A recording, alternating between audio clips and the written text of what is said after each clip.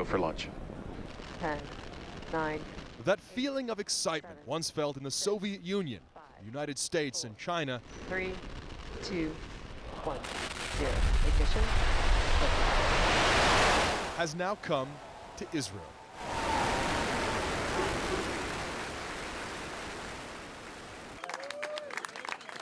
The control room near Tel Aviv exploded in applause as the Falcon 9 rocket reached for the heavens.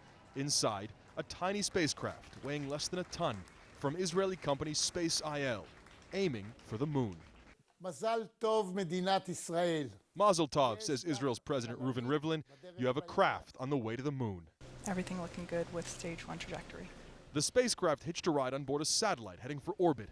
After liftoff, the craft separated and began its long trajectory to the moon. It would be the first privately funded spacecraft ever to land on the lunar surface. The craft will travel some 4 million miles on its journey to our nearest celestial neighbor, swinging around the Earth, gaining speed in its orbits faster and faster, wider and wider, until the moon's gravity grabs the craft. It then slows and prepares for touchdown, scheduled for April 11th, 7 weeks away. The spacecraft is called Bereshit, the opening words of the Bible. It means, in the beginning. Perhaps it should have been called Chutzpah. And I am ready.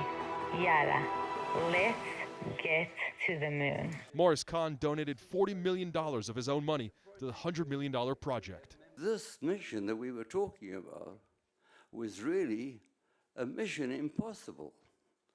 The only thing is, I didn't realize it was impossible. And the 3 engineers who started this project didn't realize it was impossible. And the way we in Israel think, nothing is impossible. And we dare to dream. And we did dream. And we're making this dream come true.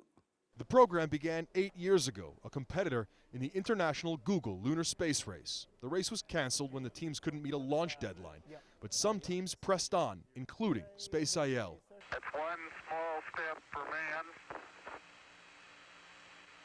one giant leap for mankind. For decades, the moon has been the domain of superpowers.